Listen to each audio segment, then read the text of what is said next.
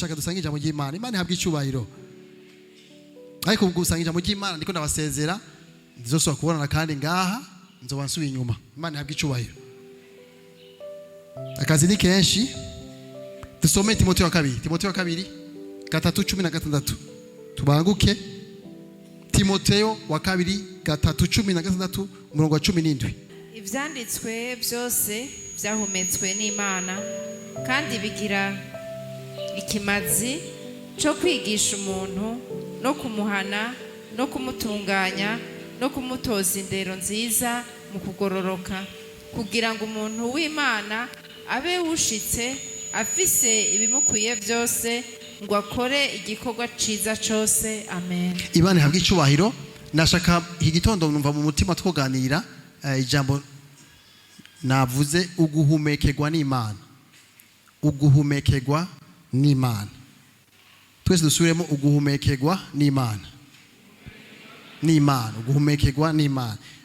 Batubwiye ngo ivyanditswe byose vyahumetswe n'Imana. Kuvuga ibi bintu dusoma mu ijambo ry'Imana ntivyaje ari icyumviro cy'umwana w'umuntu, ntivyaje ari abashakashatsi bakoranye kugira ngo bandike. Bivuze ngo vyahumetswe n'Imana. Vyahumetswe n'Imana. Vyahumetswe n'Imana. Vyahumetswe n'Imana.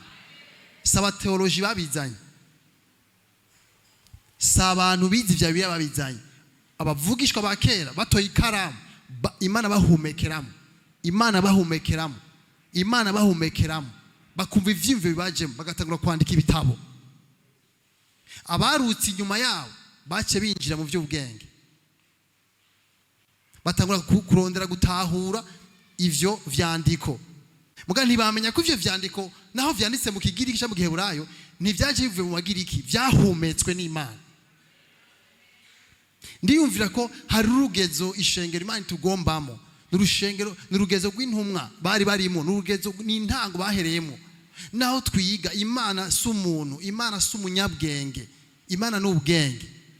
Igihe Yesu yaza muri Yesaya 2:11 baratubwira ngo ibintu bizomuranga. Baravuga imhemu y'uhoraho, sicyo none ngo mwemu uhoraho azobakuriwe. Hamba ko avuga ibintu imhemu bavuze ubwenge ngo imhemu y'ubwenge, imhemu yo gutahura. Njanva ko ubwenge ni imhemu. Imana idufashe igitondo tugire ubuntu iduhumekere kudutahura. Rero abantu bakera bagiye bahumekerwa n'Imana barumva ivyimve bibajemo bitavuye ko bafise ubwenge bwinshi, ahubwo ni imhema bahumekiyeko. Jewe ndatangara cyane ko Imana yahumetse ivyandiko hama tukagumana n'ivyandiko kirese Imana. Urumva Imana itanze ivyandiko mugabo yabihumetse. Umuntu arumvise bije cyavyandika. Twa tubisomye rero tuje twibagiranye ne kubihumeka, tuje tugumana ivyo yahumetse. Abaye dusome rero ntavyo dutahura.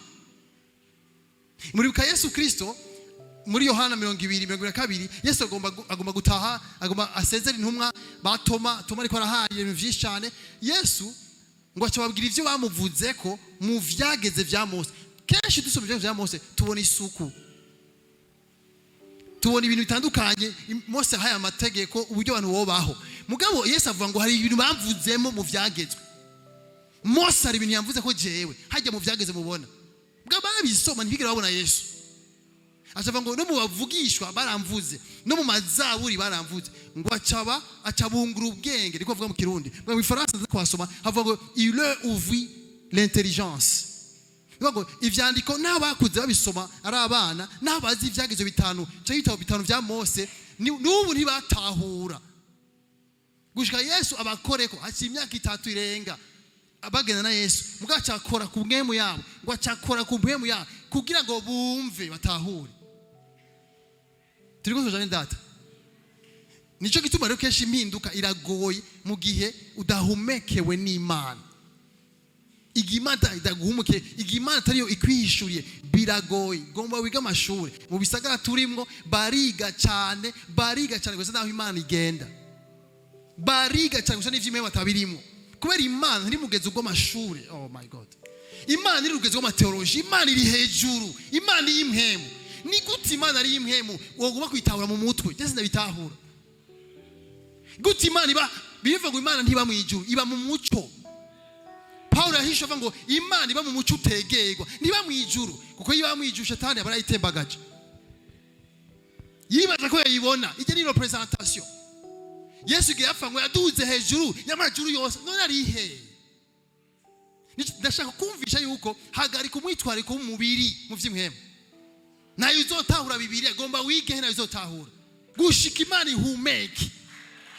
Gushika imana ihumeke. Nico gituma dufukama tukarira, ngo imana twihishure, umuco turasire mu nyonga zayo. Amaso yuguruke abone, bibaza ngo gukina, so gukina, nakimotahura. Uzorabe, ugikizwa wari wugurutse mu mutima, ugikizwa wararira, ugikiza wararambara hasi, ugikiza ntiwaraba abantu, wararira mu nzu urumuntu akuze, kubera wari mu muco. Ariko mashuri atanguye, ndakubwira, ni wasuye kurira, kubera cyumenye imana ngene igenda n'ingene ivuga. Yo mpamvu no gutangura amashengero turazi ne bayatangura, ko twaravyize ngene batangura ishengero. Mwibaza imana y'imhemu, nico cyo n'ubucuti bwashuri imhemu n'imana buragoye, kubera imana gihumeka. Mose asaba imana, umuvugisho w'imana abwiye ngo mana ndashaka kubone, ndamaze kubona ivyintu ngeze nkorera, ndamaze kubona ikiyaga cyugurura, ndamaze kubona ibintu vyinshi uzana inkware tukazirya, ndamaze kubibona, ndashaka kubonere wewe. Wari wisumuyaga kenshi uzana inkware uve mu kiyaga, ariko ndashaka kukubona wewe uri nyuma y'ivyo bintu. Kuko Abisirayeli bari baryoherewe n'ibikorwa no kurya misi yose gusa, no kubona amazi ava mu gitanda bakanywa. Mose agomba kumenya iyo mana iri nyuma y'ivyo bintu. Imana imubwira ati ntawe ushobora kumbona ngo abeho, icyo mubwira ndaza kugufuka mu maso ndengana ucobora mu mugongo wanje. Nico gituma Mose yahishuriwe ivya kahise, ivyabaye kera, ko yabonye mu mugongo w'Imana. Yaciye amenya. Ndababaza ikibazo. Mose raba aranditse ngo ubwa mbere na mbere Imana irema ijuru n'isi, hama gasiba gushaka kabiri gacavuga ngo Imana ibumba umuntu. Niyo yarari none yagiyo ryari? Urakoze yishurirwa, none nakuntu uca bugufi tuja bishurirwa. Nico gituma ko twiga, niko tuca kure y'Imana, uko dushaka kwisha ubuto cyane niko umutwe umeneka. Mose wa Dawidi yaragize ishaka, hanyuma arabona iyerekwa ry'urusengero, hanyuma agomba kugubaka. Imana yamubuza kuko amaraso yasheje, imubwira ati nzoruhungana wagubake.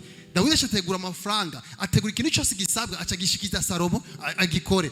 Mugacandika Dawidi avuga ngo mbega twokubakira inzu iyahe, ko mu ijuru ari intebe yawe. Oh mana yaje, ngo isi ni ndava ibirenge vyawe. Imana ikwigwa no mu ijuru, no ku isi nikwigwaho. Hanyuma gucishima kuza gutubamo, ikishima iyo Mana itari mu ijuru ijya kwigwa no mu ijuru.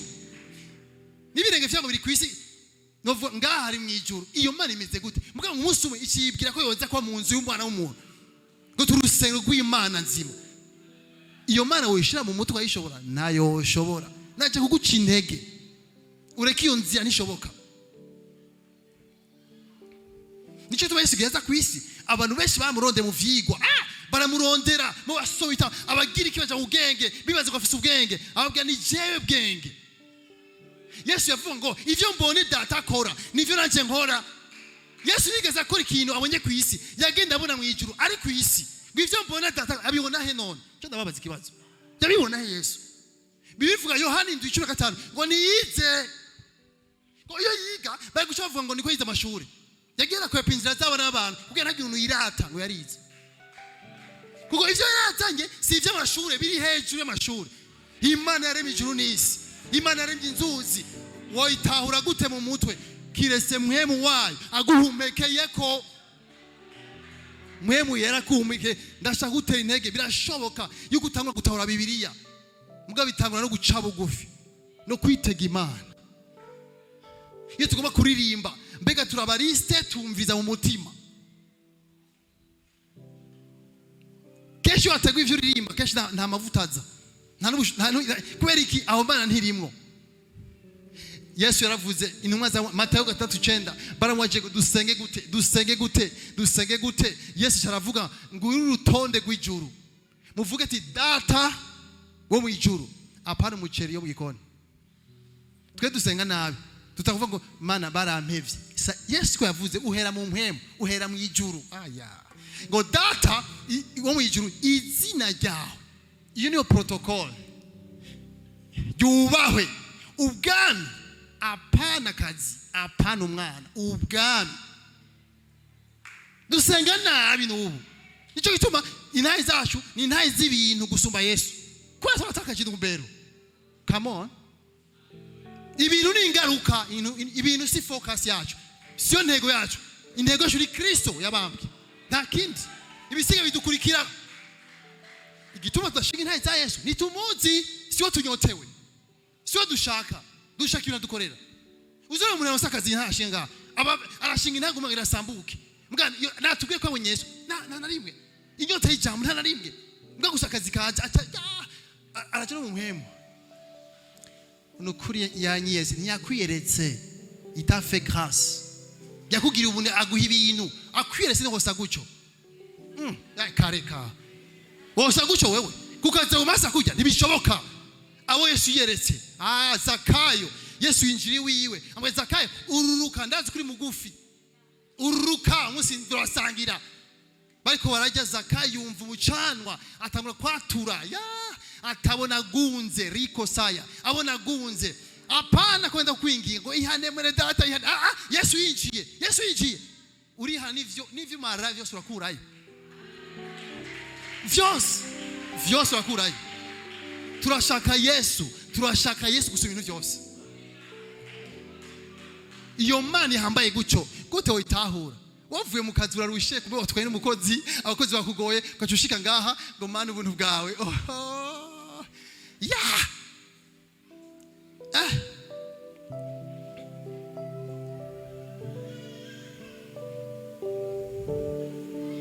Ndashima Imana ko gifite inyota ya Yesu.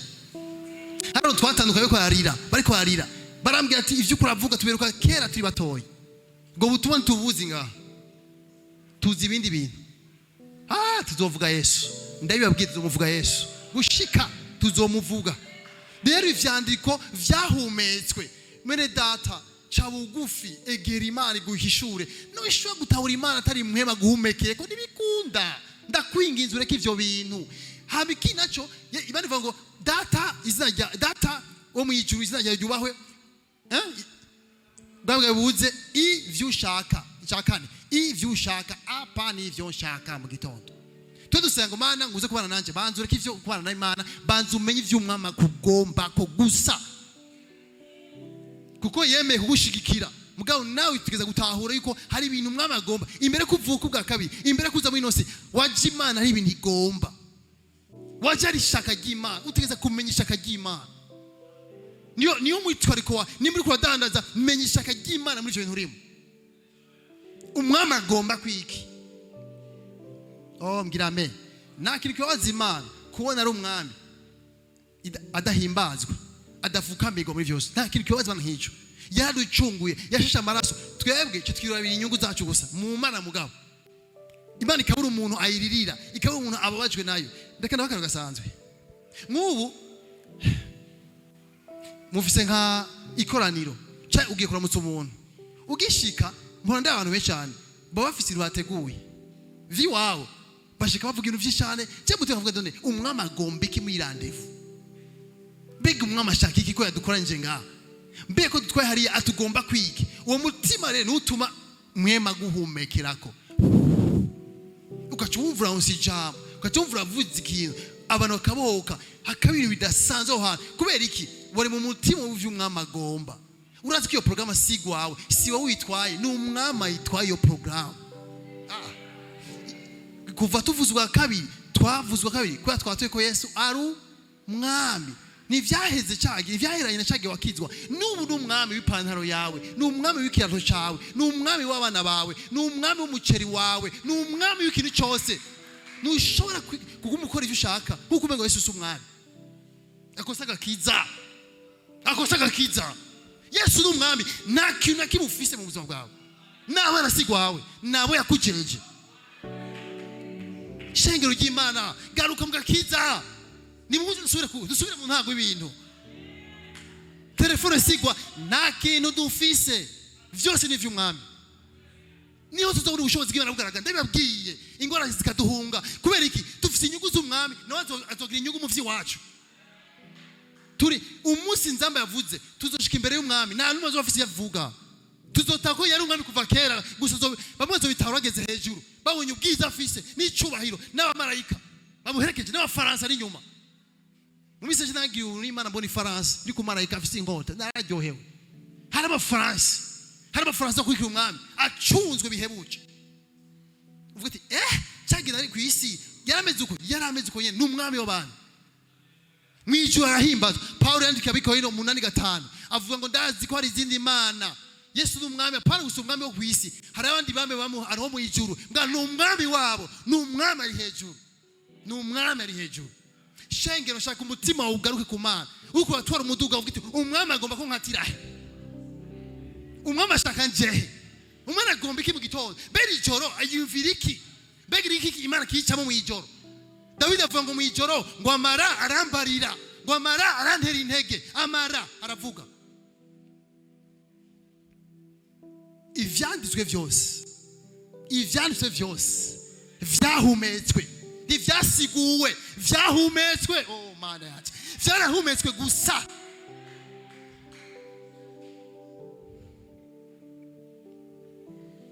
Takasome ikindi cyandiko. Oh Mana dufashe. Yohani 20:22 badufashe. Yohani 20:22 ivyanditswe vyose byahumetswe. Oh shege turi kumwe. Ivyanditswe byose badusomere Yohani 20:22. Avuze ivyo abahumekerako. Ati nimwakire mpemu yera. Amen. Murakoze. Mugifaza avuga ngo et quand il lui dit cela, il souffla sur eux et leur dit recevez l'Esprit Saint. Nakunze vile Kiswahili ivuga ngo alipokwisha kusema maneno haya akawapulizia muzi na kuambia mpokee Roho Mtakatifu. Ni kuvuga ngo abahumekerako imwemu. Intumwa zimaze imyaka 3 babwiye Yesu ngo twahevye ivyacu ntavyo bahevye kugiye yapfa baragifisa amato mu mazi. Kandi Yesu ni Imana yarihoreye. Bose ngo turi kumwe ba Petero. Mwami upfa tuzopfana. Yesu ati ndazi ubwato buri nyuma buri mu mazi. Waribikiye akantu n'ivyashuha uronka uzoca. Ko ntibari bazi Yesu wariwe. Yarabasiga ivyo vyarabasiga. Bavuga ati tugende bukebuke dushe mu bwenge. Ntubijuju turakuze. Yesu amaze gupfa Petero abibonye acha kuroba acha kwirobera. Yesu abasanga ku mazi Petero ari gusa Yohana mugiye ati ni umwami acha Iswahili dubigiza mu mazi. Yesu ni rukundo. Yarazi yuko ibi vy'imhemu birahumekerwa. Birahumekerwa na mhemu w'Imana. Hari abantu benshi Imana isho guhumekerako bakabaho kumengo ntacyo bumvise Imana avuga nabo. Eri muvugisho w'Imana Imana yamubwira ati umugezi Kidroni wamaze gukama ariko novuga ifungurwa provision yabikonda sezo yavyo gihe cyavyo cyaheze. Rero ngenda nagutegura umufakazi w'Izarefati. Bibiri ivuga mu Cyongereza cyangwa mu zindi ndimi berekana ngo namutegetse ngo akugaburire. Umuvugisho Eliya atagenda bico gisagara. Igihe Eliya yahura n'uwo mugore usome Bibiliya umugore umego ntiyarazi ko Imana yamutegetse. Ntiyarazi ko Imana yakina muhumekeko. Ngo agaburire umuntu w'Imana. Mbwira amen. Na Luka 24:45 ndahisomera kwera umwanya arababwira ataya n'amajambo yanje nababwira nkiri kumwe namwe yinge nivyanditswe kuri jewe vyose mu vyagezo vya Mose no mu majambo y'abavugishwa n'Imana no muri Zaburi bikwiye gushika maze abungura ubwenge usome izindi bavuga ngo abugurura impemu zari zazivye impemu zawo yabugura umushaha yabugura impemu atawuri vy'impemu. Yohani 4:24 avuga ngo Imana ni impemu. Imana si umurundi. Imana si umunyamerika. Imana ni impemu. Abayihimbaza bakuyihimbaza mu mpemu no mu kuri. Apana mu Gifaransa, apana mu Cyongereza, mu mpemu no mu kuri. Cyo gituma uteza kuri mugezo gw'impemu gutahura ivy'impemu. Mbwira amen. Shengero kanguka shengero. Yesu yaravuze umunsi umwe muri Mariko 12:24 aravuga ngo Yesu arabishura ati gituma muzimira mbega si uko mutamenye ivyanditswe cyangwa ubushobozi bw'Imana. Igituma muzimira ni uko mudatahura ivyandiko n'ubushobozi bw'Imana. Yesu arasubira aravuga muri Yohani 5:59 ngo mwebwe murasesa mu vyanditswe kuko mugira ngo muri vyo niho mufise ubugingo budashira kandi ari byo bishingira intahe. Jena cye ntawe uko mu vyandiko nta buzima buriyo. Ubuzima buri muri Kristo Yesu. None ko Kristo bivyandiko ni kweri ivyandiko bitubwira Kristo. Ingo mfashe haza abantu babiri bamfashe. Imuza ndakwereke. Wewe hagara hajya grasi ngo ngawe. Ivyandiko hari ivyandiko icyo navuga spoken word. Hari abavugisha bavuga amajambo bahawe n'umwana. Ngo ijambo ry'uhoraho riza kuri Abraham. Turi kumwe? Ngo ijambo ry'uhoraho riza kuri ni ijambo para ry'Imana ry'uhoraho. Na kera hari akantu k'uhoraho, akantu k'umwami. Hanyuma iryo jambo rero hagera igihe rirandikwa n'iri rero rirandikwa turarisoma n'ibyanditswe. Turi kumwe? Mbwa ibi rero abafarisayo barabisesa bibaza ngo niho hari ubugingo budashira. Ariko bagasiga Yesu ukuri ari we bugingo budashira. Kandi ibi bivuga mu bivuguyu. Ibi bivuguyu. Uyu niwe muzima, ibi ni vyandiko. Uriko urasoma ibi rero, mwe batagufashije uca wuzura inyuguti uca mu bwibone. Uca wirata kuzi vyinshi, mugabo atabuzwa buhari. Ni kuvuga ngo nimba nsomye ijambo ikambwira ngo niwe mahoro yanje, ni kuvuga ndasomye ko ari we mahoro yanje, mugabo mahoro singa, mahoro nuyu. Mwe yera niwe cyantwara akamunyumvisha nkumva niwe mahoro yanje. Singiri ngaha ubundi ngaha nkumva niwe mahoro yanje. Naho nosonza numva niwe mahoro yanje. Ko ijambo ry'Imana ni rizima. Rifise ubukuba urutubw'ingota, rifise ubushobozi. Ni rizima, si mirongo, ni rizima. Uyu n'umurongo ini ubuzima. Uko wiga ibyandiko uciye bugufi mwe muri ko gutwara kukubeshaho ivyandiko by'ukuri aya. Bego naho umuntu yoterama, Imana ateramye ateramira ubusa. Uko bisoma gusa urashaka kuvyatura Imana n'unteramiye ukabona kibaye. Kubera siko bigenda. Hariho ijambo riguteramiye ni rizima, si mirongo ni rizima. Mumaze kubona abateoloji benshi baca kuvuga ubutumwa babara bakwishati n'abariho benshi kubera bari mu mutwe. Abantu bari mu mpemu gusa ni wasimba hejuru n'amakaravati yasaze cyane ni kubera uyinje muri durukezo kw'imhemu. Yahuye na muzima aramumvisha ubu yumva yishobora yumva yovuga kandi abashinga ntayi ntore. Umunsi umwe twaratewe mico gisagara haramangetengete n'ayandi turatega ushana tuvuga ati ntibikunda tukinja mu ishenge tugasenga ishenge n'agege tugweko ndavuga ibintu bishoboka nibishoboka cyo tuvuga ati ubu rero tuje kurara mu ishamba turasenga ijoro ryose ntibikunda ibi bintu tuje dufata umwanzuro turabwira abantu turi mu ishengero tuteza kurara mu ishamba ishengero turara hari uyu munsi mugabo haje abantu bane mu ishengero gutamba babuzuye mugabo mu ishamba ni bane hariya baratamba gusoma ngaha kandi turatamba hariya baratamba mugabo mu ishamba ntibajayo kubera byo ni ivy'imhemu.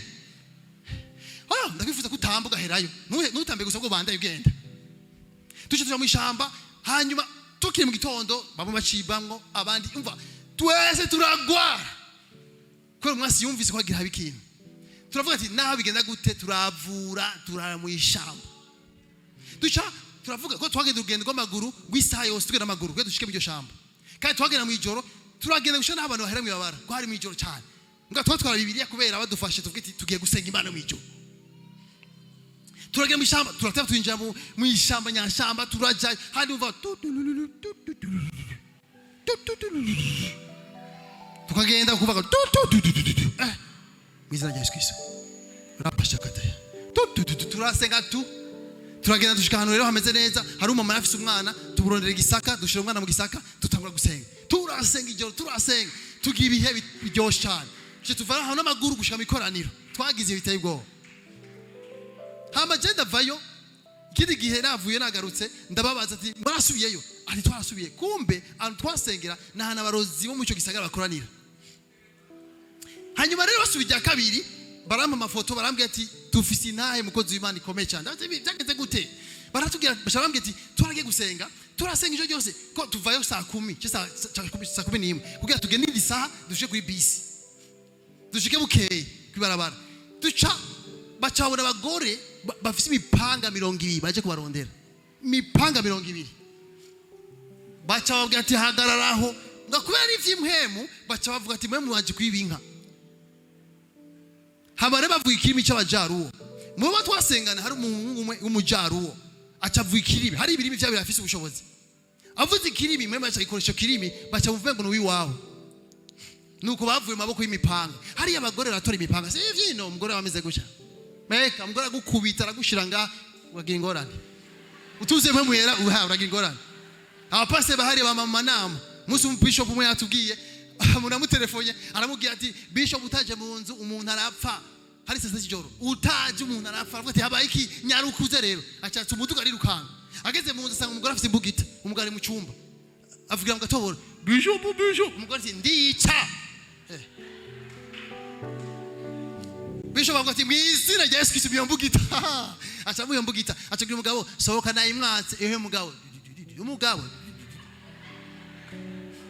nico gituma udafite ijambo rizima hariya ntufyine utahamagara ntufyine harako kwitembereza ngo je ngo nufashushe ntavye gushuha utumvise ntugende ntasho gupfirayo turi kumwe data turagomba ivyandiko bivuge turagomba ivyandiko bicika ubuzima bwacu mugabe ivyandiko bidutumbereza kuri Kristo bitugira Kristo bamwe bitugira Kristo muzima ayo mahoro yacu ari mukakiza kacu ugumye ngaha mu mutwe ugumana ivyandiko ucumenye igiheburayo n'ikigiriki gusa mugabo ubuzima bwawe nibuhinduka ingeso zazidi nyene mugabo bikweretse Kristo aca guhindura umva uri mushasha Imana ihabwa icubahiro ndiko ndi uturero je numva nyene ko bije ingo ndakubwire murabane reka mfate ko abantu bafite programme amasengesho turi kumwe basha gusenga mugabo iki kiza gufasha uyu cyangwa uyu ni ngomba aho umurongozi sivyo muze munanyitabira ni ngomba aho umurongozi muri ababiri sivyo nta kajagari reka mfate ko uyu mutima ni ngomba yumve ati mwami wabitoye ndetse gute natavuze ko asenga mutima mwami wifuza iki muri umubonano mana ishaka ryawe ni ijyana ariko aravuga gucyo niyo ze wumva ngo ko yugura umutima ku mana gusoma ivyandiko ako kanya azabona ibicapo bimujemo akumva ijambo rije arivuze umugisha ubangaho uteye ubwoba kubera iki ariko arahumekerwa muri buka Petero ari ngaha Petero Yesu avuze ngo bava ko ndinde aravuga ati mweho muva ko ndinde uri Kristo umwana w'Imana nzima Yesu acavuga ngo si uw'inyama n'amaraso si mu rugezo rw'abantu si mu bwenge bw'abantu uronse ibishurirwa ni data wo mwijuru abiguhishuriye si bitawasomye data yagize ngo acarumva ni Kristo umwana w'Imana nzima kubera ikivyemeze ko ari data mwishuriye yaba ari umutwe ntabagiye kuroba yaba ari kuvyibuka hanyuma hacha kanya Yesu avuga ngo ngira nje kumusaba Petero ati sa acamfata Yesu Kristo usome biya macha mutwara inyuma ngwe upfa he reka gupfa ngaho uzoramba Yesu avuga ngo heri inyuma nje Satani ako ncaratahura rero bwa bundi ubu rero naho Petero yibaza ngo nishaka ni Satani agize ngo ni Satani amuhumekeyeko murabona byo muzima bwacu samajambo Yesu bariko aravuga ahumetswe n'Imana ni ngombwa rero tumenye Imana ni mpemu turakeneye mpemu w'Imana mu bintu mana no gusuma akanu kose turakene guhumekerwa n'Imana mu guhitamo mu buzima mu mashuri twiga turakene guhumekerwa n'Imana reka kwiyembera ngo urazivisha nta vyuzi yo kureka wopfa nabi ubuzima bwacu buratwerekana ko twamaze kumenyera Imana no kwigisha tuvuga ati ndazi narizi iki kuvyeke amahoro hari ibintu bine kuvyeke amahoro ukwizera ni ibintu bitatu kuvyeke kwizera icyambere ni definition icya kabiri ukwizera kurakura icya gatanu niko twavyize suko Imana igomba Imana niyo yaremye abantu sigwawa abantu rama shengere yaje tuvuga uzumva gusengera he ngo kwa Pastor Claude niko tuvuga kesha abantu ngo kwa mama kiongozi singaha kwa mama kiongozi singaha iri shengero ry'Imana ninga twiyumvira urabona ko tumaze kumenyera Imana ngo sengera he yo Yesu tubabarire ivyo vyacu biragoramye reka Imana iduhumeke ndafise inyota yo guhumekerwa n'Imana no kuja muri toilette ndarindira ngo Imana impumekereko kugira ntambuke uko Imana igomba ko ntambuka ko ndivyo vyonyene bifise ubuzima ibindi vyose nta buzima bigira birivuga ngo turongorwa n'ukwizera ukwizera niki nukumva gusa utumvise nta kwizera ufise Pastor mukuru musumwe hari mu hagati akaba twigisha ivyo kwizera atubwira ngo kesha navuga ngo je ndizera beshi nibizera ko ntaco muvise beshi bavuga ivyifuzo ngo nibaza ko nzoshika hajya ngo nukwizera kwanje ukwizera kuva kukumva ukwizera kuva kukumva utumvise nta kwizera ugira kandi utumvise atakwizera ufise nta magara ugira urapfuye umuntu atumva Imana agendera mu rupfu nahakijijwe kubera ubuzima ubuhabwa n'ijambo Bibiri ivuga ngo yabakije mu bugaragwa kugira ngo bacishe bugufi abigishe ko umuntu adatungwa n'umukate gusa umukate n'ugaburira umuntu w'inyuma ngo ariko atungwa n'ijambo ryose rivuye mu kanwa pana muri Bibiliya nta muntu atungwa n'ijambo rivuye mu Bibiliya atungwa n'ijambo rivuye mu kanwa niko Bibiliya itegeza kuvuga itavuze ntacu uronka ni ngombwa Imana ivuge mu jambo ryayo utumvise urapfuye niwizera amatayi yawe niwizera ikintu kimwe n'ijya muduga wawe izere gusa ijambo Imana yakuvuze ko izere ikintu Imana yavuze ku muduga wawe gusa nta bindi mbwira Paulo Abagalatiya 1:16 avuga ngo Imana vyarayihimbaye ngiri mu nda ya mama Imana vyarayihimbaye ngo kumishurira ngo umwana wayo mu mutima data ataguhishuriye ntawe ushobora gutahura nawe kwiga theology ntushobora gutahura umwana w'Imana gushika data wo mwijuru ahishura umutima benshi baravuga ngo Paulo yaraciye ubwenge nico gituma yanditse ivyete bikomeye sivyo soma Bibiliya urabe avuga ati ico nahawe n'umwami nico nabashikirije apana ico nizeko Gamariyeri ico nahawe n'umwami nico nabashikirije ibi byose avuga ngo reka soma handi Abanyefeso 3 Pastor Hansomere Abanyefeso 3 uvuye kuri 3 gushika 5 mumvize Paulo ivyo avuga ni ivyimwe mu gusa Paulo avuga mana yanje yuko mu guhishurirwa natiwe ibanga umviriza mu guhishurirwa yatiwe ibanga ni kuvuga Imana yamuhumekerako yaramwatiye aho nyene ibanga ntiriboneka ubwo yari mwatiye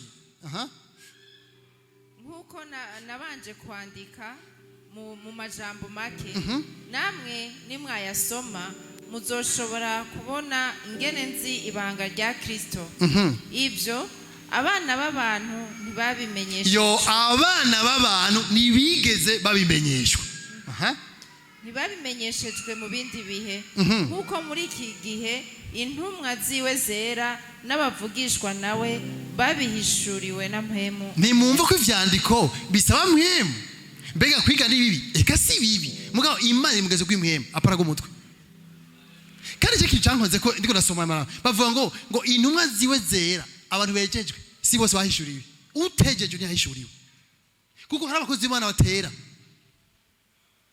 muso Bibiliya umuvugisha w'Imana Elisa ngo umunsi agumarengana umugore w'umutunzi mu gisagara aramubona aca musaba ko yo mugaburira aca mubakira inzu yo hejuru mushaho n'intebe mugabo birivuga ngo ariko arajya ibiharage umuvugisha w'Imana Elisa ngo umugore akangura umugabo wiwe yari mu itiro ry'urupfu amubwira ngo raba uyu mugabo arera cyane yumviye uko ibiharage wera gute ndashaka kwera na jewe ndashaka kugenda n'Imana nambaye socks ubu ndavye ya mukozi w'Imana ko ni socks wayibonye ni gute yagenda gushaka kwera gusoka mu biharage ariko arajya ibiharage umugore ati ubwo mukozi w'Imana arera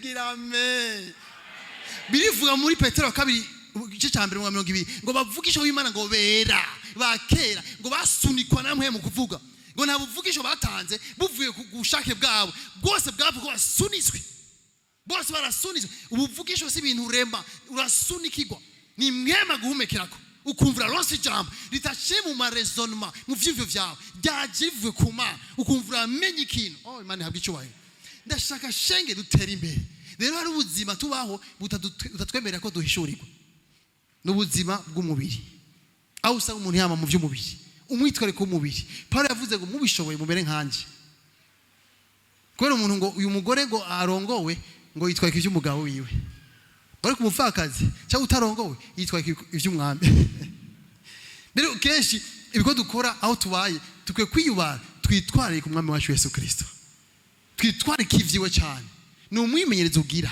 pastor mukuru yaduhaye kwa Mungu wese ndibaza atubwira ibiharuro kujya kuno umuntu akoresha telefone ukabona ibiharuro ukoresha jewe maze igihe ndikunda guhana intambara yo kwizera Yesu yavuze muri Yohana 14:3 ngo nabonye shetani akorogwa je natangaye Yesu ariko n'intumwa bari ngaha umva Yesu ariko n'intumwa aca babwira ngo nabonye shetani akorogwa yakorogwa he kandi Yesu yabona ivyo babona yabona ibindi bintu vy'imhemu ngo ariko ngo muri jewe ntacafise usomeze ni Bibiliya ubushobozi bwa Yesu bwari mu mushaha wiwe ntiyigeze yemera ikintu kibi canke imbuto y'ikibi ko ikorokera mu mutima wiwe cyo mu mushaha wiwe kandi intambara ikomeye tugwana no kwankira ikintu cyose kidasa n'Imana ikintu cyose kidasa na Kristo cyane nawe ujyame ukarota nk'umukobwa arenganye cyusamburira aho nyene nurinde kuvuga ngo twariganye kuraho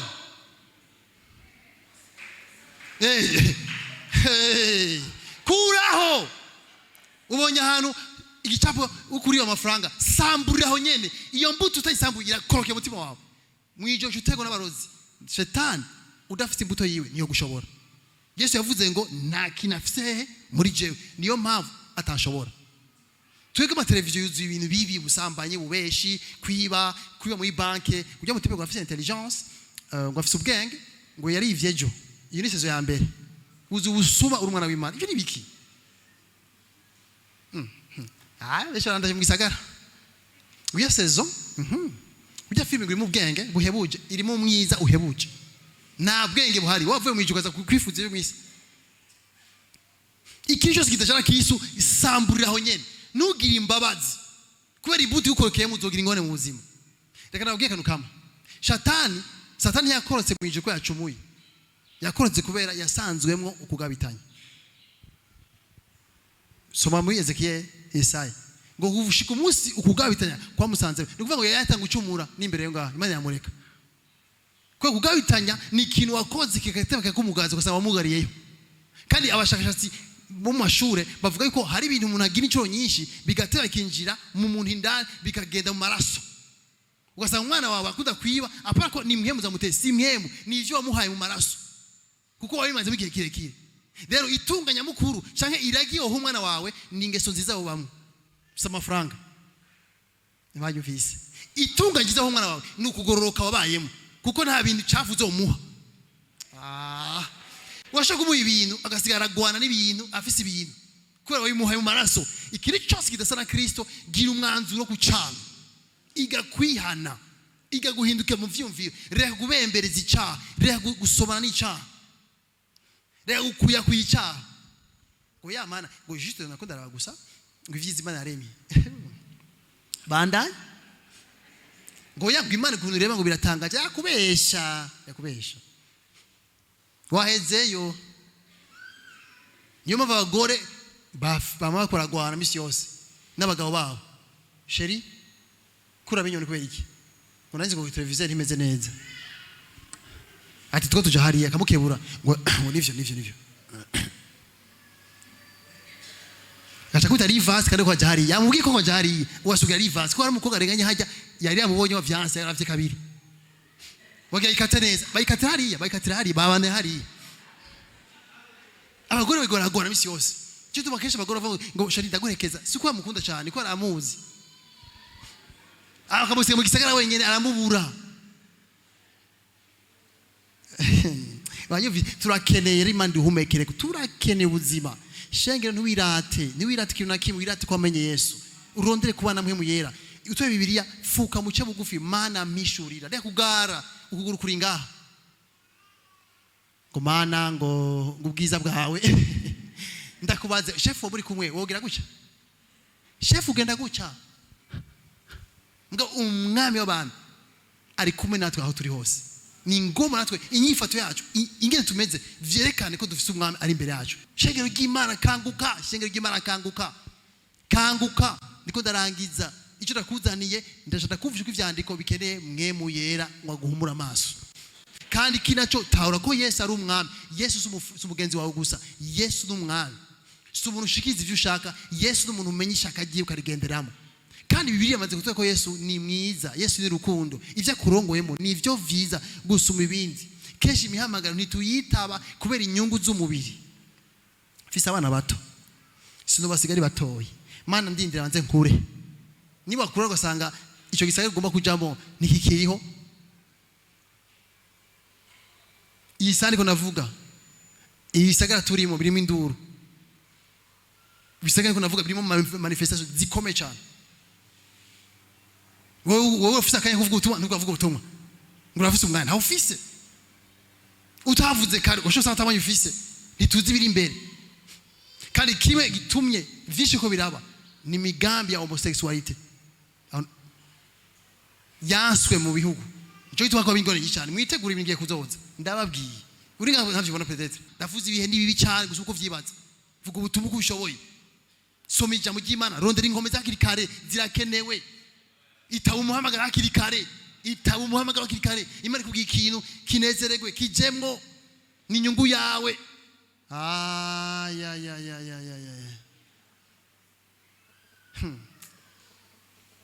ukuvana vuze gutanga inzu itange ega nta menza kumva rega nyinshi ndabizi kwanza gutanga inzu biroshe gutamba ngabiroshe kapana gutanga inzu tanga iki ukumva umungu agucubise mu mutima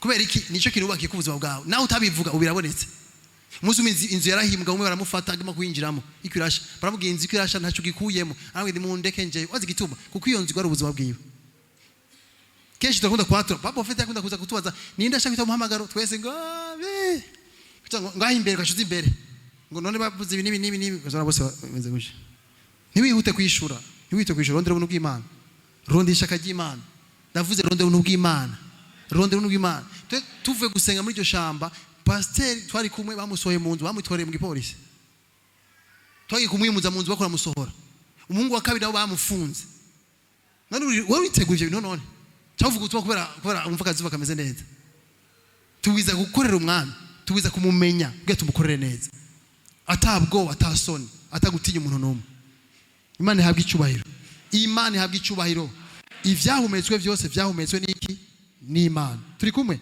nsomera Yobu 33:4 Mwemu w'Imana niwe yandemye kandi uguhumeka kwishobora byose niko kwampaye ubugingo uguhumeka kwishobora byose niko kwampaye bwawundi Imana iguhishuriye iguhumekeye ko hari ubuzima buzanana uko urasoma ivyandiko Imana ikaguhumekera ko ukaronhishurirwa hari ubuzima buzanana hari ukuntu uhinduka hari ukuntu umera bitavuye ku nkomezi zawe bitavuye ku bwenge bwawe bivuye ko wahumekewe n'Imana ishobora byose ubuzima ndibuva mu bintu vy'ishana buva mu guhumekerwa n'Imana Imana bicubahiro Imana yabumba umuntu imukuye mu mukungugu hambika cha ihumeka imwe z'ubuzima muri we akaca umuntu ahagurutse akaca umuntu akomeye Imana yabwicubahiro turi kumwe turi kumwe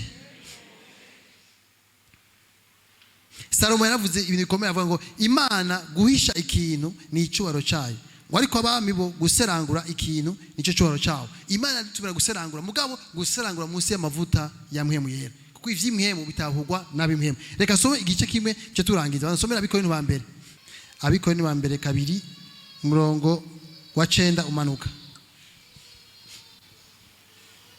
bansomere ariko nkuko handitswe ngo iby'ijisho ritigeze kubona n'ivy'ugutwi kutigeze kumva ibitigeze kwinjira mu mutima w'umuntu byose Imana yavyiteguriye abayikunda Imana yabicubahiro nukuvuga ngo ivy'amaso nukuvuga urugezo Imana dushiramo n'urugezo rwayo ikwitubwira ngo ivy'amaso tigeze kubona ivy'ugutwi kutigeze kumva ngo witigeze guca mu mutima hari ibintu bica mu mutima w'umwana w'umuntu ngo ivyo Imana yabiteguriye twebwe ndimumva ko n'ubu tuko tugenda mu rugezo rw'ishurirwa atari bw'ubwenge murashaka kubandanya ari kw'Imana yabiduhishuriye muri mpwemu wayo yabiduhishuriye muri mpwemu wayo mpwemu asesa byose n'ibihishijwe by'Imana. Ninde mu bantu azi ibiri mu muntu atari mpemu yiwe iri muri we? Niko n'ivy'Imana biri ntawubizi. Ibintu vy'Imana nta numwe abizi kiretse mpemu yera gusa. Atari mpemu w'Imana. Bandanya. Ariko tweho nitwahawe impemu y'isi, ariko twahawe mpemu ava ku Mana, kugira ngo tumenye ivy'Imana yatugabiye. Umva bisaba mpemu kugira tumenye ivy'Imana tugabiye. Bisaba mpemu. Bandanya. Navyo nyene turabivuga, ariko ntitubivuga mu majambo yigishwa n'ubwenge bw'abantu. Murakoze. Mbere data niwashika muri usome mu ivyandiko bavuze ngo nibi vy'imhemu ibi turonka biciye mu guhishurirwa. Ivyo amaso arabona amatwi cyangwa bitaca mu mutima ni imhemu abiduhishurira ko niwe ajya mu Mana akamenya amabanga asesa. Sivyo none ibwira mu Mana akabiduha ngo nta muntu abizi. Acavuga ngo natwe gabigisha abakozi b'Imana twishije mu ry'Imana nitubivuga mu majambo y'ubwenge bw'aba n'abantu. Ni kuvuga iyo imbere urahabwa amajambo. Iyo imbere urahumeka koko n'Imana ukumvura wose amajambo si ibintu uteranya, si ibintu wegeranya, urahabwa. Mwemara guhumekerako ukumva amajambo araje. Nitubivuga mu majambo y'ubwenge. Paulo avuze igira ati mu Bikorino sinaje ndagakura. Yararize amashuko Gamariyeri mukavuga ngo sinaje ndagakura ngo najugumira imbere yanyu kugira ngo nage umuntu yirata cyangwa yubakira kwizera kwiwe ku bintu by'ubwenge bw'abantu, ahubwo yubakire kwizera kwiwe mu bushobozi bw'Imana ubwa mpemu yera. Ndiko ndakumvisha ariko ndarangiza si kubw'ingombezi si kugubasha ni kubwa mpemu. Bandanya pastor.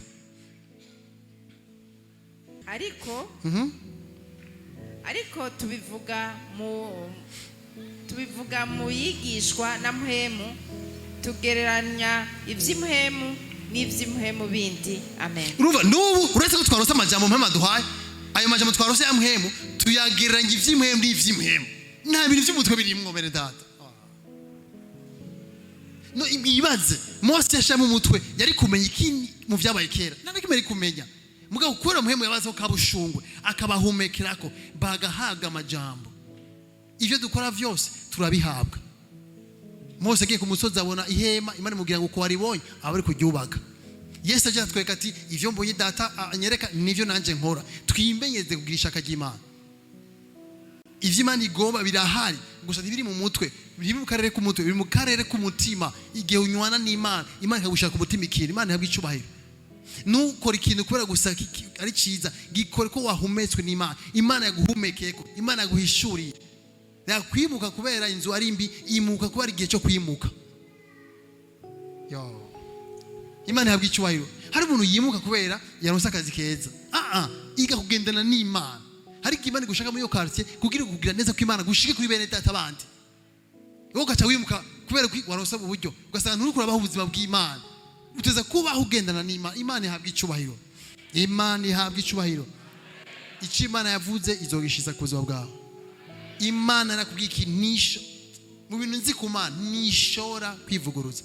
Nisha kubesha. Yavuze ikume nago muce mu mazi muzoyacanamwo. Yavuze uja mu muriro muzocana mu muriro. Imana iri kumwe nawe. Mutavuganye bizogenda gute none? Ni ngombwa ugendana n'Imana. Imana ihabwa icubahiro. Imana ihabwa icubahiro. Tuve hasi.